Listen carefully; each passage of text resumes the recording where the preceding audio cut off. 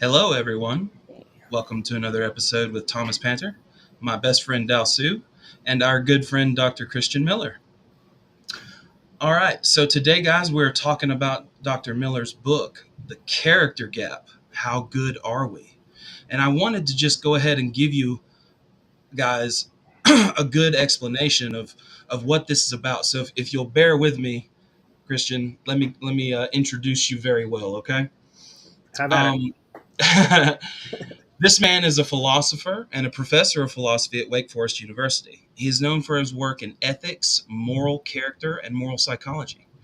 The character gap, in the character gap, he explores the concept of moral character, investigates the question of whether people live up to their own moral ideals or not. He draws on a wide range of sources, including philosophy, psychological data, literary sources, to examine what moral behavior of individuals is and the challenges they face in cultivating what would be called a good character. So, the central idea of the book revolves around the character gap, which refers to the difference between how good we think we are morally and how good we actually are in our everyday actions. And I kind of want to start right there. The character gap book, and Dow's actually had a little bit of this as well. Um, I like the cover, by the way. The difference between Gandhi and Hitler. That's that's a good way to put it to people who are just looking at the cover. But I guess we can start with, what is character?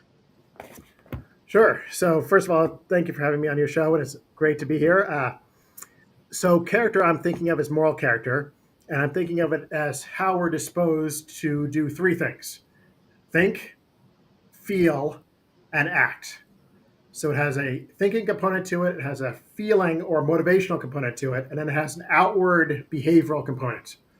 And it Hmm. comes in two varieties: there's good character, which is the virtues, and bad character, which is the vices. So take the example of the virtues: honesty, or compassion, or justice, or fortitude, or generosity. There's a long list, and then you can flip them around for the vices: invert it, dishonesty, stinginess, cruelty, cowardice, and the like. Let's just take any one of those to take a virtue, like compassion. So when I said it has three components to it, what do I mean?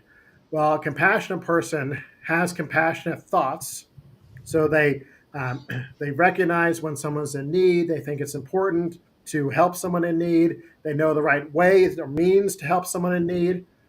They also have compassionate motivation, so they're concerned for someone in need for the right reasons, not just to make a good impression or to get written up in the newspaper, Right. or for a tax deduction or for a donation or something like that, but because they care about the person for his or her own sake. They're Yeah. altruistically or selflessly motivated. That's the motivational piece. And then the last one is the outward expression. So you have the thinking, you have the motivation that gives rise together to behavior. For Yeah. example, actually helping someone, making a donation, Yeah. picking up some draw papers, helping someone across the street. So those are the three fundamental pieces of character in my way of thinking. Yeah. Yeah. Here's a good question. I think, how are personality and character different? Is character more moral than what we would consider defining personality? Yeah, that's a tricky one. You're starting off with a very hard one. Yeah. Yeah. I worried about that for a long time. I wrote about it in an earlier book. So I think personality is the broader category, and there's a field called personality psychology, which studies Right. personality traits Yep. of individuals. And character is a subset of personality, so it's a branch of Ah. personality. Okay. But it's not the only. It's not exhaustive of personality. So, you know, I. if we focus on moral character, I Yeah. wouldn't want to think of something like introversion or extroversion as part of your Mhm. moral character, but it's part of your personality. Yeah. To give you an Perfect. example, so that's how I'm dividing it up. Perfect. All right. Well, let's get back to the character gap, because that's what I'm most interested in. So, let's talk about let's talk about what was it? Let's talk about one of the examples.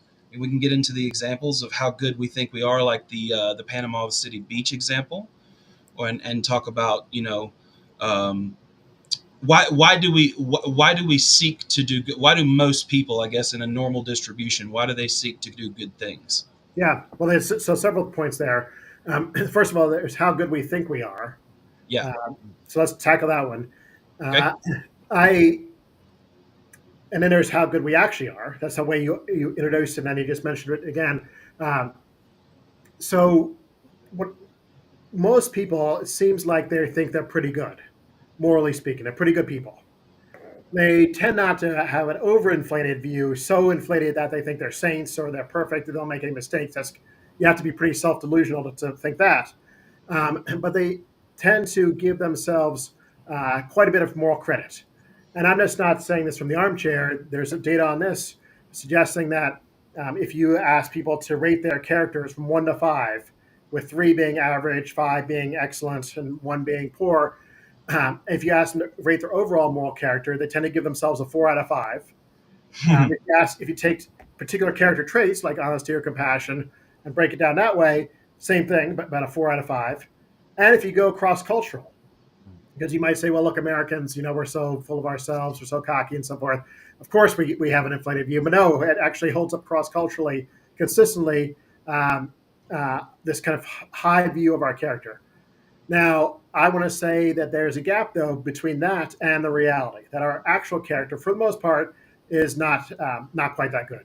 So we'll probably pursue that later on when we get into some of the studies and we get into some of the reasons why I think experimentally uh, our character is much more of a messy mixed bag than we Yeah, might have thought.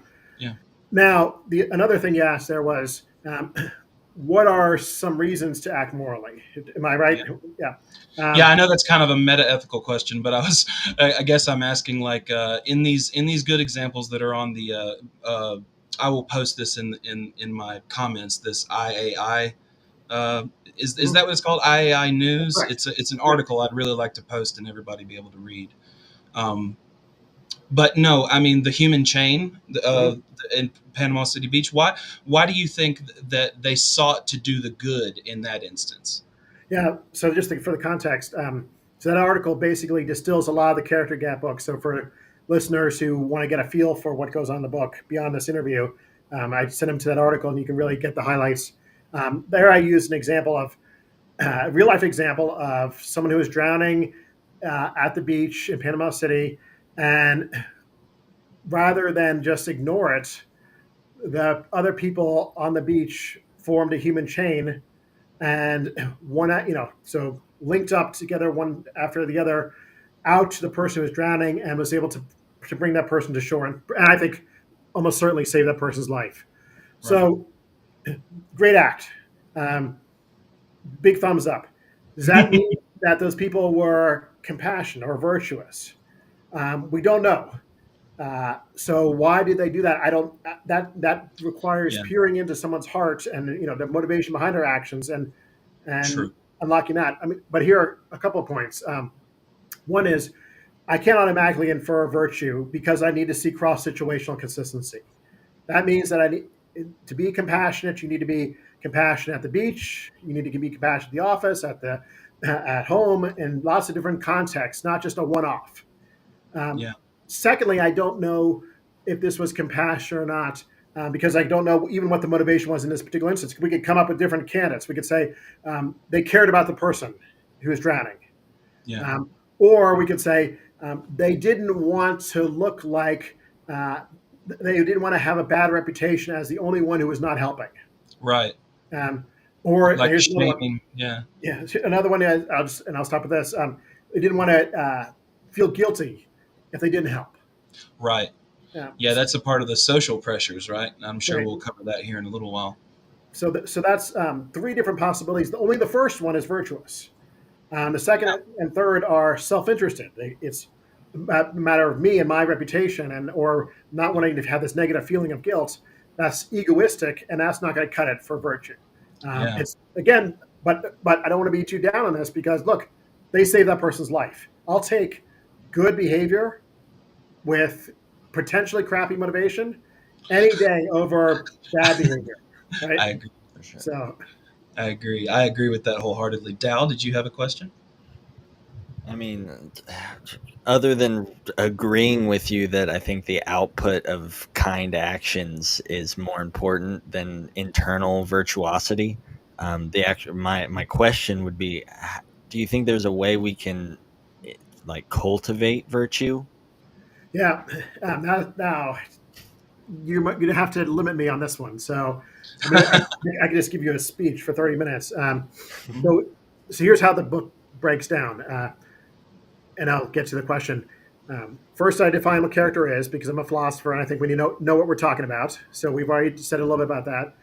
Then I say, why is it important? Why should we care about it? Why should we bother cultivating virtue? And I have a chapter on that.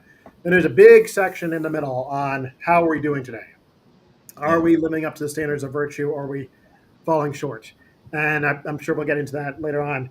And at the end, having kind of seen what the facts are on the ground of, well, our character is, as I'm going to say, is a mixed bag of some good and some bad. At the end, in the last three chapters, I start talking about improvements because Yes.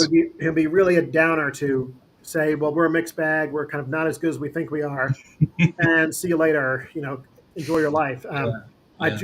do try and say, look, there is some hope for even if you are not as good as you think you are, and even if you fall short of the standards of virtue, there are things you can do. And fortunately, character is malleable too. So it's not Yeah. like it's stuck we're stuck in cement with what we have now. Yeah. Um, Changes so over time, right? Like it, identity in some it, way. it changes over time, and there's empirical evidence to back that up. Hmm. So to give you two illustrations of that, and then I'll get to directly to the question. Uh, Sure. Conscientiousness is lowest amongst high school students and college students, and then gradually improves over the lifespan. And honesty is the same way. So honesty is the lowest with teenagers, kind of sadly, but maybe not too surprising. Yeah, it's Uh, not surprising. and then gradually increases over the lifespan too. Right. Um, so then, what can we do? Well, uh, what I do is I review six different strategies, three of which I find not so promising, but I just want people to be aware of them, and maybe there's more to be said for them than I give them credit for. And then I turn to three other strategies which I think are promising, and I kind of commend to people. Um, so how about this? Why don't I give you one, and then you can decide whether you want to go to other ones or circle back later on. Hmm. Um, so one strategy I look at is looking to moral exemplars, moral role Yes. models, moral heroes, moral saints Yeah. as a basis for admiration and emulation. So there's a lot packed into that sentence. Yeah. Keep going, my friend. Keep Yeah. going. So take a try to put in your mind. Okay, who do I look up to morally speaking? And you can envision that person, and then you admire that person for some quality they have. Maybe not everything about them, because no one's perfect, and there are going to be some flaws. But maybe you admire Lincoln for his honesty, Harriet Tubman for her courage, Hmm. Gandhi for his bravery, Yeah. Jesus for his wisdom, whatever it might be. But it's not just admiration, because you can admire something from a distance and not have it impact your life. It's Yeah. admiration that gives rise to inspiration, where you're emotionally moved to become more like that person in the respect in question. Yeah. And it doesn't have to be a real person, right? Yeah, no, it's fascinating stuff. It doesn't have to Yeah. be a real person; it can be a fictional person. Yeah. So, example I like to use is the priest in Les Mis. Has always been someone I found is a very powerful character who forgives Jean Valjean for something he shouldn't have been forgiven for, maybe. But in the process, turns Jean Valjean's life around. So it's a powerful act of forgiveness. Don't have to be don't have to be real. Also, uh, there's a question about contemporary versus historical. So we tend to go to the kind of more distant exemplars, like, you know, who's who's a good role model for honesty in America? 9 people out of 10 are going to say Abraham Lincoln, Honest Abe, right? Yeah. He's got a whole nickname.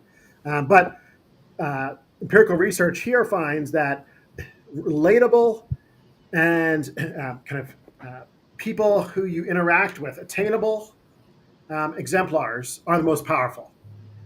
So it's someone I can relate to in my situation today. A little hard to relate to Lincoln. Um, Yeah. it's someone who's attainable, someone I think I can actually get there. They're not Okay. so much better than me. I can actually make progress towards that person, and I interact with them regularly. It's not a one-off. Like Yeah. I moved today, but then I've forgotten 2 weeks later. that I like. They're in my life, and they constantly inspire me to become better. So that's one strategy Yeah. called a kind of a moral exemplar strategy. Yeah, and that's a good thing. I think that we should emulate. Hilariously enough, I don't know if Dasu will agree with me, but I got to say this: the nerds in us are probably going to say that we got a lot of our morals and our particular morals character from Japanese anime or cartoons and things like that. Sure, sure, yeah, Yeah. You know what I mean? yeah, yeah. That's Harry just what I Potter. grew up with, Yeah, and that's yeah. the morals that I took upon myself. Yep. I mean, my kids, Harry Potter's big for them, and Yeah, Pokemon's very big for them. yeah. We're reading Lord of the Rings right now, so Oh, yeah, but perfect. I don't want to get this good segue us. No, it's all right. Well, we talked just to get us back on track. We talked about how to cultivate virtue, what is good, why do people do good things. Do you want to cover the Walter Vance? I mean, I'll talk about it, but I was just, do you want to go back to that, or do you want to move on to something else? You're steering the ship. Okay, all right, all right. So, audience, an example: the story of Walter Vance, a 61-year-old man who was shopping at his local Target for Christmas decorations. It was Black Friday, and the store was mobbed like every place is on Black Friday when Vance fell to the floor in cardiac arrest and laid motionless on the floor. The other shoppers did nothing. In fact, some people even stepped over his body to continue shopping. Eventually, a few nurses used a CPR, but by the time that happened, it was too far gone. So the question is, why do strangers help in one situation and simply ignore someone in need in another? Yep. Yep. So uh, this is the story I lead with in the book. It's the opening story. It's the kind of hook I try to draw readers in. It's a powerful story. It's a real life story and a very disturbing one. Uh, Yeah, very. very for sure. And it's actually been found to be not idiosyncratic to human nature. So, what do I mean by that? Later in the book, I have a chapter on helping, and there I talk about what has now become a familiar phenomenon, but it hasn't always been the group effect or bystander effect. Uh, so, in the 1960s, there were some researchers who wanted to see whether the presence or absence of a stranger who did nothing would make a difference to helping. Just like in the real world example that you just read, there were all kinds of strangers around Walter Vance, and they did nothing. Yeah. But we moved it into the lab, and they were, saying, can we not just have this one isolated example from Target, but can we actually replicate this, so to speak, in the lab? Forget the fact it was 1960s. Yeah. It's not going back in time. But the point being, can we actually tap into something about human psychology that is going to have kind of disturbing effects for helping? And the answer was yes. So here's how they did it. You would come into the lab, you were told to fill out a survey, you sat down, you worked on the survey. A few minutes later, the person in charge comes into the room again with a stranger, tells the stranger, fill out the survey. The stranger starts filling out the survey as well. And then the person in charge leaves. So the two of you are working on your surveys, you don't know each other. A few minutes go by, and then there's a sound from the next room. And the person in charge, you can recognize that that's the person in charge's voice. There's a crash. She starts screaming. She says, this, my leg, I can't get this off of me. It sounds like something's fallen on top of her. She can't get it off. And something's clearly going, it seems to me, I wasn't there, but it seems to me something clearly is going wrong in the next room. Now, would you help? Well, I would say, of course I would help. And I'm sure the two of you would say, of course you would help. And if you were by yourself in that room doing the survey, it's likely you would. So in that version, 70% participants helped. Oh, okay. Now, I don't know what's going on with the 30%. That's kind of very disturbing itself, but the 70 helped. Yeah. But in the version where you're in a room with a stranger and you both work on the surveys, the crash happens in the next room, and the stranger does nothing to help, just keeps working on the survey. It's very unlikely that you're going to help either. In this version, 7% helped. Oh my God. It's a stunning number. 7% versus 70%. And what was the only change? The presence or absence of a stranger who was not helping. Yeah. And then this got a huge amount of attention, of course, and it got replicated that version, but in other versions where they change the emergency, this person gets electrocuted. And there's one where it's a child abuse version. I mean, there's all kinds of very disturbing ones. But the Yeah, point the being, shock ones were bad. I read about that, and I was like, wow, even up to a lethal jolt, right? well, Man, crazy. that's a whole big can of worms too. That's the Milgram shock experiments. Yeah, we can talk about those. Yeah, Yeah, Yeah. yeah. I mean, that's fascinating too. But just to wrap this one up, yeah, sure. um, the point being that this has now been replicated because in psychology, I'm sure many of your listeners have heard about this replication crisis, where many Hmm. famous studies have had like surprising results, but then other experimenters come along later and try to replicate the study, and they don't get the results anymore, and it calls into Yeah, question the validity of the finding. Well, this yeah, one has been replicated many times, and there have been many real world analogs of this besides the Walter Vance one. You can actually see every year a few of these kind of situations in the news. So, what is it? Why do I even focus on this example? Well, to me, this is a perfect illustration of why our character tends to be not as good as we think it is. hmm Because most people would say, of course, I would do something. Even if the stranger was not helping, I would do something. So they have this kind of optimistic view about their character. Well, lo and behold, the results actually yeah. suggest otherwise. The And social so it's stress is like too much, right? I'm sorry to interrupt yeah, you. yeah, no. So yeah, so what's the explanation? There, we don't know for sure. Again, it's this question of peering into people's psychology and wondering why they do what they do, their Right. motivation. But the researchers had at least a thought that fear of embarrassment might be playing a role. Yeah, that's what I was going to ask. Embarrassment. Yeah, Yeah. that does this other person know something that I don't know? Why Right. surely they heard the emergency. They're not responding. Maybe they have a piece of information. Maybe they like heard that there was going to be a movie recording or like an actor or something like that. And so if I get up and go into the next room and kind of run off to help, only to find out that it wasn't really an emergency, Yeah. I've made a fool of myself in front of the stranger. Yeah. I've embarrassed But myself. what's wrong with that, right? It could be helping somebody. Yeah. Yeah, exactly right. I mean, even if that's were to be the case, it's entirely reasonable, Yeah. right? I mean, you're not going to get blamed for it, but you do deserve blame if you don't help. Yeah. Yeah. Evil And thrives when good men do nothing. if Yeah, it is a very well trick, now they got you on camera not helping. said. Dow, did you have something to say about the lady in distress study? That's what we've been talking about. Oh The man, other room. I don't think I have any other than just shock, just pure shock at like the Yeah. 7% number. And again, just asking because it's the craziest part to me is that there was a lot like it's more understandable if you're like in a social situation and I'm imagining like fancy music playing like a dinner party and then like there's like some quiet like a cat fight in the or something quiet in the background, but it's like a crash and someone yelling for help in the next room and you're in a quiet room doing a study and there's one other person not reacting and that's all it takes.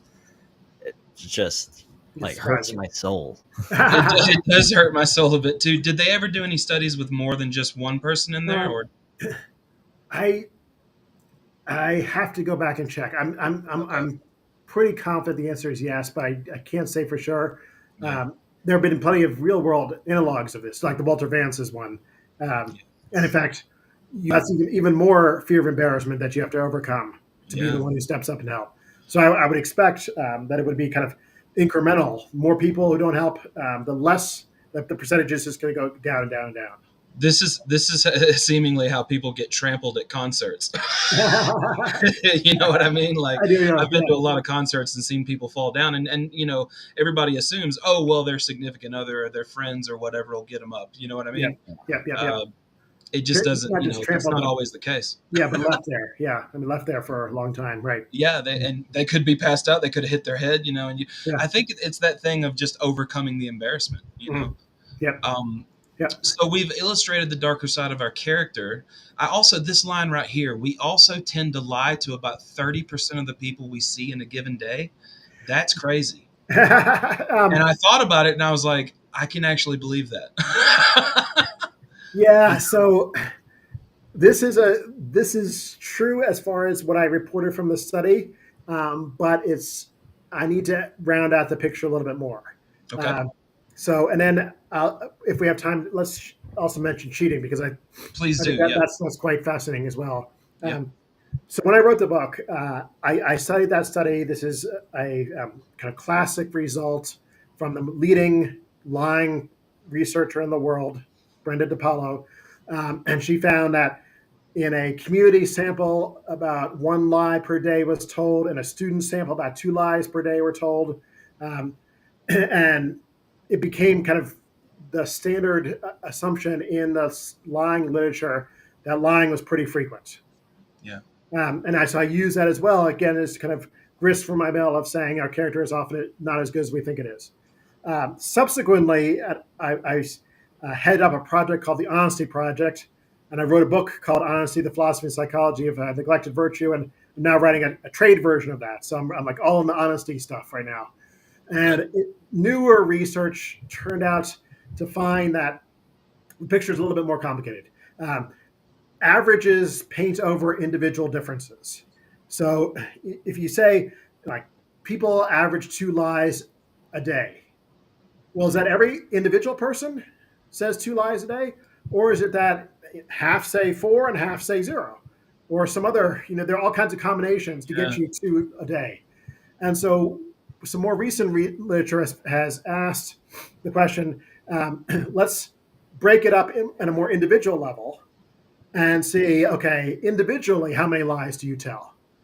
And the result has been that there's a kind of clustering of, in one study, 60% of people told zero lies in the last 24 hours. 35% told a few lies, and 5% told a lot of lies. Yeah. So that there are groups of different kinds of people here.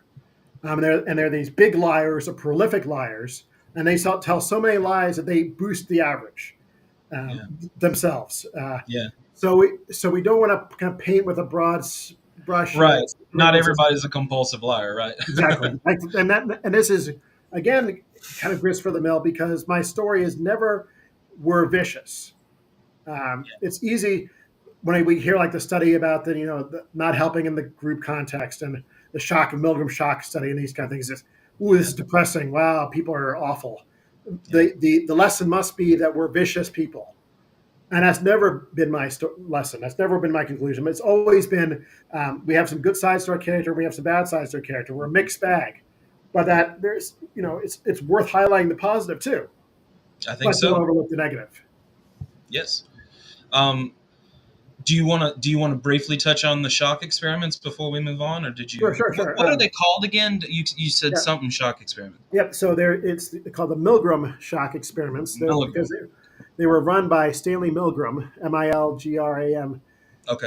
In the 1960s, he was a professor of psychology at Yale, and I think I'm not a psychology professor, but I think this is pretty safe to say that it's the most famous study in psychology. Maybe ever. Certainly top 5. So here's how it goes. You come into the lab. You're told that you're going to administer a test to someone in the next room. So you're the test administrator. Okay, so you sit down. You have the test. You also told that the person in the next room is hooked up to an electric shock machine. So every time they get a wrong answer, you are supposed to turn a electric shock dial a little higher. And so you start the test, maybe they get the first one right, you don't have to do anything, maybe they get question 2 they get wrong, okay, you turn the dial up a little bit, you get a little shock. Test goes on. Now of course it's rigged so there's going to be a lot of wrong answers. So as time goes on, the dial you're supposed to turn up more. Well, as the dial gets higher up, suddenly you start seeing, well, not suddenly because it's gradual, you start seeing a more severe reaction from the person in the next room. They start crying. They start screaming in pain. They pound on the walls. They say, I have a heart condition. Get me out of this. Stop. And what happens? Well, now I'll introduce the final variable in this. Over your shoulder is an authority figure who's kind of dressed like a scientist, looking very official. Mhm. And if you start hesitating or saying, I don't know if I want to do this anymore, that authority figure will say things like, please continue. You must continue. Yeah. And so as time goes on and the participant turns and turns and turns, they're not forced to do it. I mean, they even though they're told to do it, they're not forced to. They can leave at any point. But over 60% of the participants keep turning the dial up, up, up, up to the XXX level, which Yeah. is the lethal level of shock, at which point the person in the next room has gone silent. So the implication being now just two things. First, that ordinary people can be brought to kill innocent people of their own free will. And secondly, just to make sure that for those who are not familiar with it, this was all rigged. So don't go, panicking. There was a person in the next room, but they were not actually getting the shocks. They were acting and being really good about it. So no one was killed. But the participants didn't know that. The participants thought it was real. In fact, afterwards, they would, even after they were debriefed, of course, they were told that it was fake. But afterwards, they were shaking, they were sweating, they were nervous wreck because they thought that they had killed an innocent person. So, what's the point of this? Well, again, if you ask people, would you ever do this, or would you expect like most Americans to do this? This was actually a question before the study was done in the '60s. They said, "No, I would never do this," or most Americans would never do this. Turns out, the majority did do it. Yeah. So again, our character tends to not be as good as we think it is, especially in the under the shoulder of an authority figure, for sure. Yep. Yeah, that's always going to be a problem, especially with group think and in group out group dynamics and all that. Yep. So that's right, cheating. I guess. I mean, studies obviously have found that we're willing to cheat for monetary gain when we can get away from it, right? Mm-hmm. That's your words right there. But there's also, did you want to elaborate on just how cheating plays its role in this? I mean, I can. I'm a professor, so it's a topic that's near and dear to my heart. So, it's of course not wanting there to be cheating. It's trying to get rid of it. Coming up with whatever strategy I can to prevent it from happening. But these days with ChatGPT, it's especially worrisome. But I've not dived into that. When I wrote the book, there wasn't even such a thing. And I wish there wasn't. At least from a cheating perspective. So rather than talk about like lots of studies, I'll just give you one example here. Okay. It's my favorite one, where again, it's participants. It involves a test. This is kind of a recurring theme. Participant comes in, takes a test, has 20 problems. This time you're going to get paid 50 cents per correct answer. So this is unlike tests I give where I don't pay my students for getting things right. This test, you get 50 cents per correct answer, 20 problems. In the control condition, which is like our baseline, the participants just take the test, they turn it in, the person in charge grades it and pays them for based on their performance. In the example I'll give here, it varies based on which test it is, so the studies aren't always the same, but the one I'll give, 7 out of 20 is the baseline. Now, the interesting one is different participants come in, given the same test, 50 cents per correct answer, but they grade the test themselves. Oh. When they're done, they do the grading. They destroy all the materials. They shred everything. It's called the shredder study. You can kind of see where this is going to go. And they just can say whatever they want to the person in charge and get paid accordingly. So they could say 0, they could say 7, they could say 14, they could say 20. And there's no questions asked. There's no suspicion. And in this one I'm thinking of, again, it was 14 out of 20 was the average. Of course, doubled. Yeah. So it's clear to me that those people saw an opportunity to make money, get away with it, and they chose to benefit themselves. I think people, what's called desensitize themselves more to cheating and like lying and stuff rather than murder and rape and those kind of things. It's kind of desensationalized in people's minds Yeah, compared to other crimes. You know what I mean? that's fair, I mean it's less harmful. Right. It's less morally weighty, and the consequences are not as bad. And he might even say, "Look, it's even your point even holds to a greater extent in this case because this is an artificial lab. I mean, it's Hmm. not like a real test where with a real professor. This is like some psychologists who are doing this game and are paying me, and so who cares if I take advantage of it? It's not. Right. Right. I'm not going to lose my degree. I'm not going to fail the class or anything like that. I might Yeah. as well take advantage of it. They're kind of giving me the golden opportunity to. Why not? Yeah. So I don't think we should like draw huge implications from this because it is artificial. It's not the kind of real world context. It Um, is. but it is interesting that there was such a big split, such a big spread, and then to add one more wrinkle to it, a third group uh, signs the honor code or honesty pledge. We have an Mm. honor code at Wake Forest, my university. Um, so they first sign the honor code, pledging their honor that they're not going to lie, cheat, or steal. Take the test, 50 cents per correct answer, grade it themselves. Uh, what happens in this group?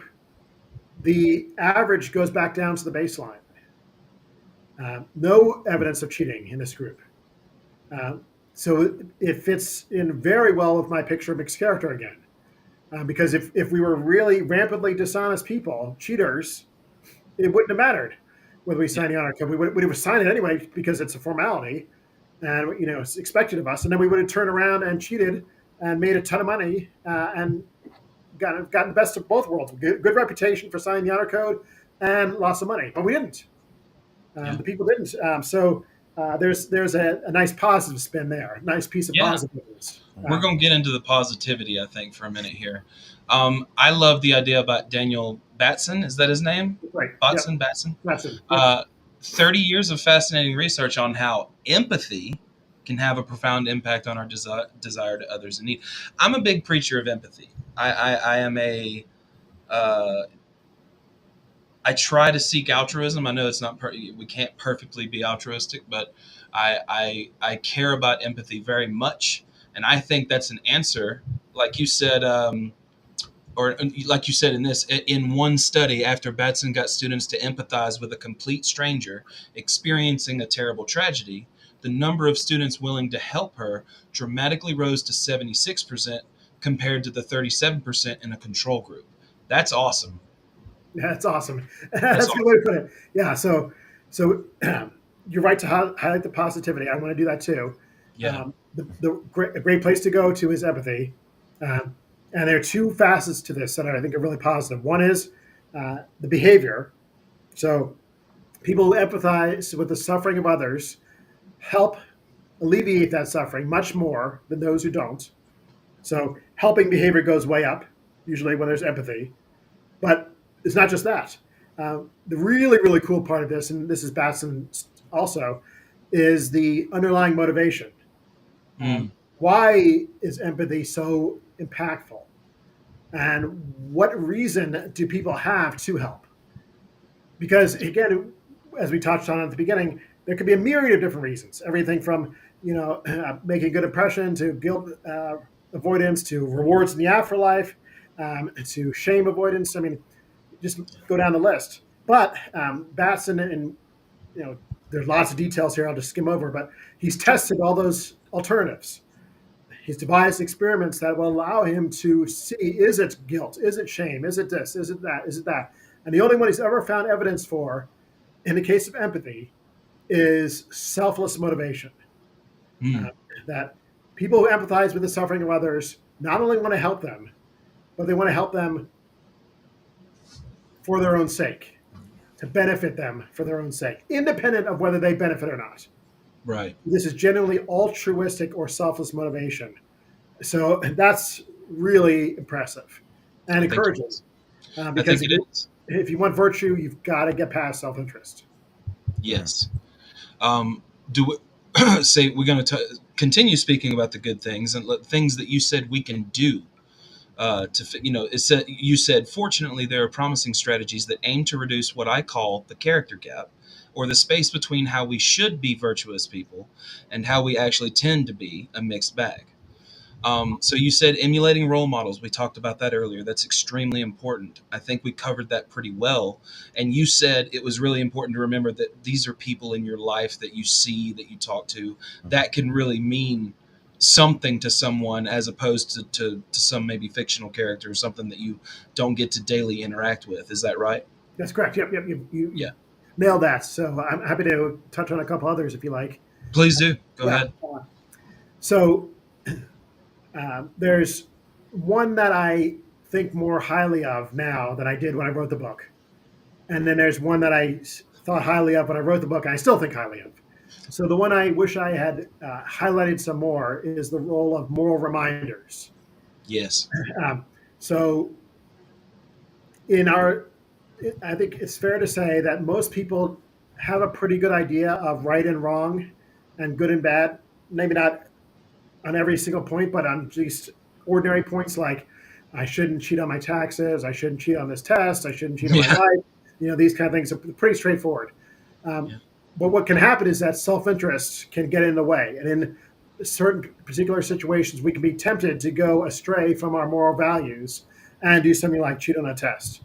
Yeah. So, what moral reminders do is they help bring back to our conscious or even unconscious attention what we think already is right and wrong. So that's pretty abstract. Let me give an illustration. In fact, I've already given an illustration a few minutes ago, You which did, is yeah. So the honor code. I like honor codes a lot. We have one at Wake Forest. Whenever students in my class take a test, they have to not only sign their name to the honor code, we read it aloud as a class. I read it with them. We all recite it before we go into the test. And the point is, it's functioning as a moral reminder. So, like, remind you why you are here at Wake Forest, what we care about as an institution, what we value, what I value, what I'm going to be expecting you to live up to, what you would probably already want to live up to yourself. Right. All that's now fresh in their mind, and then they can go in and take the test. So that's a specific illustration of how moral reminders work. There are plenty of others as well. Yeah. But everything from starting your day with a reading, ending your day with a diary. Some people diary about Yeah. how they could have done it better that day. So that's one thing. And then another strategy I'll highlight has to do with greater self-awareness. Yes. And so this is what I I call. wanted to touch a lot on that, by the way, so we will get back to it. Before you go on that real quick, Yeah. I kind of wanted to share with you one of my moral reminders, and then I'd like to see what Dal has to Yeah. say, if that's all right. Yeah. Mine is a bit morbid. I've suffered with bipolar for a long time. I'm on the right medication now, so all is well. But I thought about death all the time, and it really made me think that life was precious. You know what I mean? It really made me. We could die in 10 seconds. You know what I mean? We could have a brain aneurysm and just drop dead. And that's kind of how what you said. It says the customers in that Target who ignored Walter Vance lying on the ground had lost sight of what was important in life. And I think that's because life is precious. You know what I mean? Every moment of existence is precious. Yeah. You illustrated the point better than I did. Dal, did you have a moral reminder you wanted to jump in with, or? I mean, leading into my personal moral reminder that I'm wearing on my neck, Lao Tzu, which is kind of he kind of reminds me to allow my inner child to express itself and to accept each moment with like in its essence, and to kind of just be pure hearted as I can be and try to handle the situation with that. And I think the whole conversation has made me think a lot of religiosity in general, and just people's connection with their faith and their different symbols. Like I have a Ganesha somewhere, which does something similar, kind of helps me think of things morally. And I was also thinking, I want to say it was either Vsauce, the YouTuber, or it was like Mythbusters. They did this thing where they had a bowl of money that you were supposed to give $1 to or something, and they'd put a bunch of money in there, and sometimes people would walk by and take money out of there, and then they painted put a picture of a big eyeball up on the wall, and then the people wouldn't steal from it anymore because there was like this eye watching them. And I'm wondering, like, how many other cultures putting religious symbols on the wall had a similar effect, where it's like a reminder that God is watching you. Or Yep, yep. A lot of great points. So I really like that you've got a very tangible illustration for us around your neck. Um, so I like the eyes. That's a kind of very famous uh, illustration of this point. Hmm. And there are, as you rightly noted as well, there are all kinds of other religious reminders like this. So WWJD bracelets were a thing for a while. People used to wear that was meant to be a religious reminder. I accept all your points. So you all nailed it. Yeah. Excellent. beautiful. Excellent. Well, let's talk about the really important one. I don't want to keep you over time. Um, so this is the most important one, I think, and it's learning about yourself. And I can't press this enough to the audience.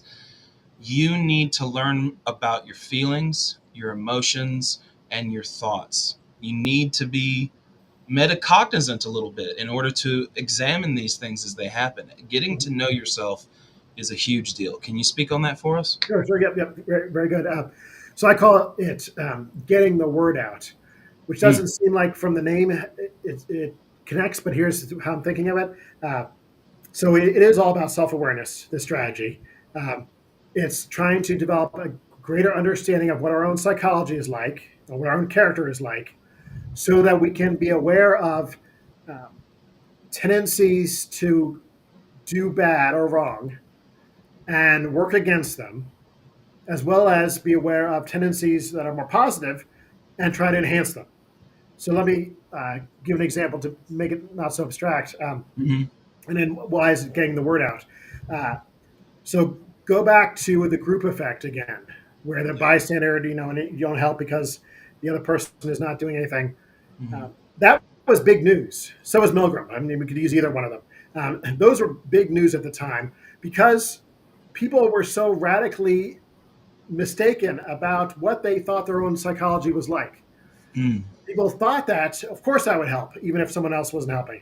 And of course, I would never turn the shock dial all the way up, even if there was an authority figure. Lo and behold, yes, you would. Um, and if you're like most people, and so what we learned then is we gain greater self-awareness of some tendencies in our mind which we didn't even know existed before. Mm. Tendencies in particular, and this ties nicely as well, about how strong fear of embarrassment is. That's what I was going to cover. Yeah. We can, through learning about ourselves, we can realize that embarrassment means nothing Right, compared to somebody's safety in their life. right. That's right. Yep. So we can be in situations where maybe we're hanging back or we're not doing anything. And then we can realize, why am I not doing anything? Do I have any good reason for it? No, it's probably just fear of embarrassment. That's not a good reason. And I can, hopefully rise to the challenge and step up to the plate. Yeah. Uh, so that's getting the word out, as in learning not just about ourselves kind of in isolation, left to our own devices, but also benefiting from existing research, benefiting from what we're learning about the mind and psychology, so that Hmm. that information can better inform us about what's going on in here. So one last illustration of this is Sure. a study from the 70s. So it's old and it needs to be replicated. And so I'm not going to make too much of it. But Right. in this study, they taught the bystander effect to students who'd never heard of it before. And then later on that day, there was a staged emergency with a non-responsive bystander. So it's like we just talked about, someone needed help. People around weren't doing anything. What happened? Helping shot up way higher. Um, Even another version where it's 2 weeks later. So these students had been to a lecture, they had learned about the bystander effect, and then 2 weeks later, they happened to be in a situation where it was rigged, but they didn't know it, and there was an emergency and no one else was doing anything to help. In that version, I believe it was something like 40% helped. Oh, So much higher than the 7% in the old yeah. study.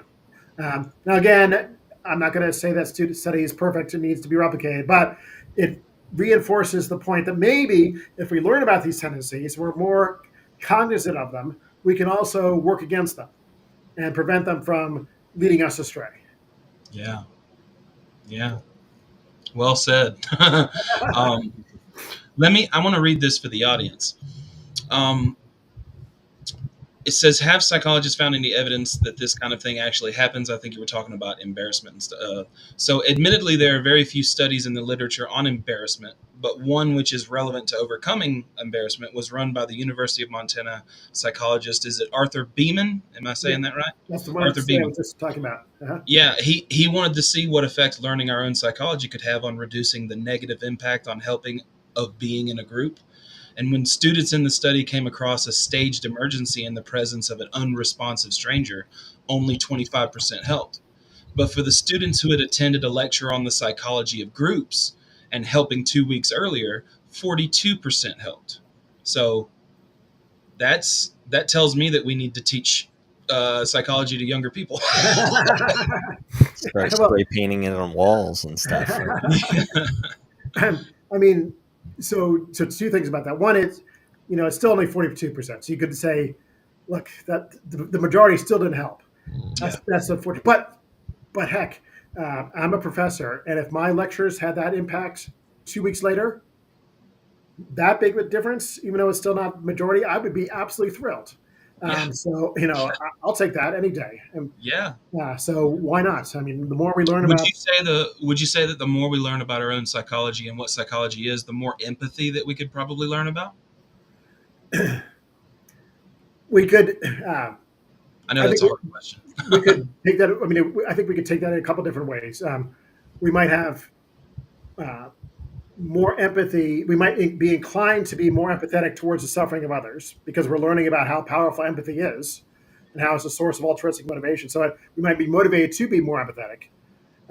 We could also be more empathetic of other people for when they don't do the right thing, Yeah, because we could say, "Look, I recognize that you're like most people. You're a mixed bag." Um, and I realize that there are some challenges that you might not even be aware of. You didn't defy that authority figure. Well, guess what?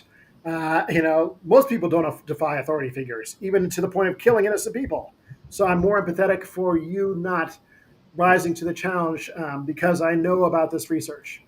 And I guess a third way it could work is I may be more empathetic with myself, hmm, in a sense of um, you know wanting to do what's good for myself, yeah, uh, while recognizing that I've got a long way to go to improve. So I yeah, think I never exactly. thought about it that way. So I need to kind of talk it through, but I think there are multiple ways that could work out. I think so. What's just a random question? Of all these percentages and stuff, there was only one that was over 50%, and that was the one that was what was the 7 and the 70? I can't remember now. That I Yeah, just yeah, yeah. yeah. The group. Was that the only one over 50%? I mean, even in that one we read a minute ago, the 42%, like you said, most didn't help. So are we looking at a kind of a trend there where it's always going to be a low percentage of people who Well, help? there was an earlier one too, with the empathy. Yeah, So when the students empathized with the suffering of a fellow student, yeah, more than half were willing to sign up to help her, even though they didn't know her. yeah. That's pretty impressive. That's Uh, powerful. Yeah, so what you can do actually is kind of put these on kind of opposite ends of the spectrum. On the one hand, more than half were willing to, and significantly more than half were willing to help a stranger at their university when they empathize with their suffering. On the flip side, only 7% were willing to help someone who is in an emergency. Uh, so you've got this kind of two extremes, like the good and the bad. yeah, Again, our character is a mixed bag. yeah. It fits perfectly with the story I'm trying to tell. I think so. I love how you title it the character gap. That's such a. I mean, I want to think that I want to do good things. You know what I mean? Like I'm sure that there are malignant narcissists out there, antisocial personality disorder people out there, you know, They most likely don't want to do good things. But is it intrinsic to just the character of an average human being to want to be good? So let me say a preliminary point, and then it'll buy me some time to think about that one. Okay, sorry. The preliminary point is, on my picture, I want to reinforce that I've got a bell curve model here, Yeah. as far as people actually being good or bad or mixed. So I'm not saying that everyone is a mixed bag. I'm saying it's a bell curve, and so most people are in the middle of having this mixed character.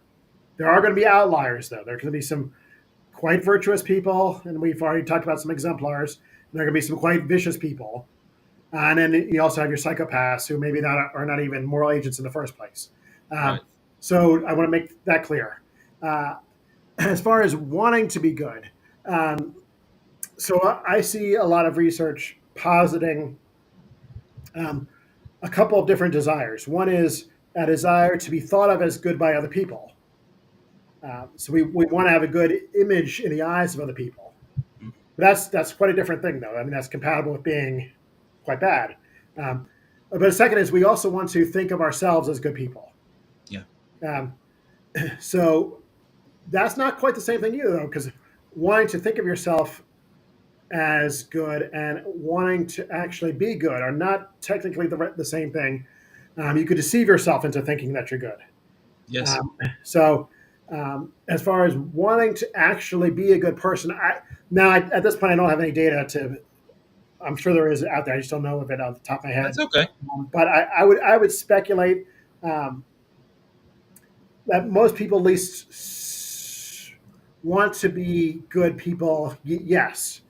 But it tends to be somewhat selective in particular situations. Yeah. I want to be a good person, but in this one particular situation where I could make some money by inflating my performance on the test and not get caught, is it really a big deal if I say I got 14 right as opposed to 7 right? Right. No, probably not. So wanting to be good, yes, but willing to selectively fudge that in particular situations, if I can benefit, also Yeah. seems to be commonplace. Yeah. And I mean, we're never going to, I look at evolutionary psychology a lot. So, I mean, I know that's not a perfect science. I know there's a lot of arguments against, but I mean, I think a lot of the reasons why people want to be good is because empathy is natural to societies, I think. That's just my opinion. I think if we didn't ever have empathy, we couldn't have a family unit, and if we didn't ever spread that empathy, then we wouldn't have any social or group units, and then so on and so forth up to the society that we have now. Yeah. So if we can tap into that primal empathy that everyone has, I think we'd solve a great many issues. Yeah. So I'm like you. I'm a big fan of empathy. There is some. I wish we tapped into it more. And yes, it would solve a great many issues. There has been, I'm sure you're aware, some recent pushback against it. In particular, Paul Bloom has a book arguing against empathy. So there's a little bit of controversy now about this. Always happens in academia. Of course. There's a lot of enthusiasm for some idea. Then along comes someone who says it's all nothing. Yeah. But here's a reasonable point, though. Why we shouldn't go overboard. You can empathize with the suffering of a particular person to the neglect of considerations of fairness and justice. So, for example, it's not an original example to me. You know someone who needs an organ transplant. You have control over the transplant list. So you can move people up and down the list, and you don't know anyone else on the list, but you know this one person, and you know them well, and you really empathize with them and the suffering they're going through. And they're number 7 on the list. And your empathy might lead you to try and help them, alleviate their suffering. Well, how can you do that? Well, you can move up the list. You move up to number 1. Well, if you did that, you might be empathizing with them, but you're also lacking for another person wanting that same thing. Yeah. Yeah. So it'll be unjust. So has to be the case that, like all of morality, we have to balance these different considerations against each other. Mm, It's that's the not just hardest part. it's not just one magical concept or value that we just run with all through morality, like empathy or Yeah, justice or honesty. It's got to be a balancing act because sometimes these things conflict. When they conflict, we need to assess which one's more important. I agree with the balancing act entirely, and I think Dalsuit even probably has something to say about that. What do you think about the Just- balance? I'm just imagining stealing food for your kids and just all the scenarios where the like, what is it? The like Kantian unify. I forgot what what it's Yep, called, what he calls it, but yep, yep. um, So you're quite right to go in the Kant direction because Kant famously held that lying is always wrong. Yeah, Uh, the categorical. Yeah, yeah, so imperative. he took it. I mean, he has this idea of the categorical imperative, and he has different formulations of it. But then he has this essay where he argues that lying is always wrong, and he has this axe murderer example, which gets updated as the Nazi at the door. And in a Nazi at the door example, Yeah, you're protecting a Jewish family, and the Nazis are looking for the Jewish family, and they come knocking on your door, and they ask you, do you know where this Jewish family is? And you can lie or you can tell the truth. And so it's exactly, you're right to go in that yeah, direction because if you're, and this goes back to the point about not resting on one value. If you're like absolutist about never lying, then you're going to have to tell the truth to the Nazi at the door. hmm Well, almost no one accepts that. Almost everyone I talk to says, no, the right thing to do is to lie to the Nazi at the door. So in that kind of case, we weigh two values. We weigh honesty against compassion. And in this case, compassion outweighs honesty. But in other cases, it's the reverse. Honesty outweighs compassion. So it's never a black and white kind of list of yeah. virtues or one absolute value or anything like that. Ethics is murky and it's messy. Very spectrum based. Yeah, very, very. Yes, I get exactly what you mean, and I think our audience does too. I don't want to keep you too long. You let me know. I was going to let Dow say a few things, or if he had any questions for you, because I think I've pretty much covered every question I had for you, and I've Um, absolutely loved this. I well, love this, man. I think you've done a masterful job, and I think Thank you. covered everything I would want to cover. So Exactly. yeah, I I want to can't. say this before Dow says something. Guys, please go out and buy The Character Gap. How good are we? It's on sale, I think, Oxford University Press correct. at $28.99. Guys, go out and buy it. Oh, Read. no. $14 Oh, is it paperback, 14? Excellent. even cheaper, Excellent. even Even cheaper. better. Even better. Great Christmas gift. Yeah, great Christmas gift. Dow, did you have anything you wanted to wrap up on there? Did you have anything you wanted to? Because we can talk for a I, few more minutes. I think any questions I had have been answered that I can think of. Like, Well, what do you think about teaching psychology to younger people? I think it's a must. I think there's so much we need to teach to younger people that we don't, that we're like holding off for later grades or for high school. But like philosophy and psychology and a lot of the things that teach you how to introspect and just like consider moral quandaries and morality in general, we have to be doing that from day one. And I think leaving it to the parents has kind of always been the thing, but I think we need that in at some level, just it, for everyone in society Yeah. as well. Moral coaching. Yeah, or something, whatever, however you. Something like that. Yeah, Well, go ahead. it's easy for me to say this. I'm at a liberal arts school, so we make our students take a wide variety of courses. They can't just like lock into engineering from day one and never do anything else. But I also recognize that there are lots of schools where that is the case. Big state schools, it's probably not as realistic for students to be exposed to a wide variety of subjects areas. But um, ideally, in my kind of dream scenario, even earlier into high school, there would have already been some initial exposure to philosophy, for example. I Agreed. think it's a real shame that we teach history, we teach English, we teach math, we teach all these other subjects, but we don't teach philosophy earlier on. And when I get my students an introduction to philosophy, almost none of them have ever like Yeah. gotten even a smidgen of it. So having said that, It's not just a matter of character either. I think that philosophy and psychology raise big issues about the meaning of life, you know, um, objective reality, purpose, uh, afterlife, supernatural Yeah, considerations, yeah, all kinds of big questions. yeah, Happiness, flourishing, uh, whether they settle them or not is another matter. But frankly, no discipline in the humanities at least settles anything. It's always an open question. There's always more to talk yeah, about. But just yeah, bringing out those issues up and wrestling with them, I yeah. think is incredibly valuable. I think it is too, and I want to start a movement where get psychology in high schools. You know what I mean? Get it in there. Get philosophy in high schools, but I mean, maybe knowing that's how Sounds effective the good. reminders are, again, like let's spray paint some of this on walls, buy some billboards, something, throw up some of these studies, just and find some catchphrases. there you go. Well, all right, guys, we've had a good fun time with our friend Dr. Miller, and we've had a good time with Dal Su. Please subscribe to my channel, Thomas Pangburn. Excuse me, Thomas Panther at the Pangburn Universe on YouTube. You can find all my interviews there, and you can find this interview there as well. Please go out and buy the book, The Character Gap. And anybody else have anything they want to say before we go?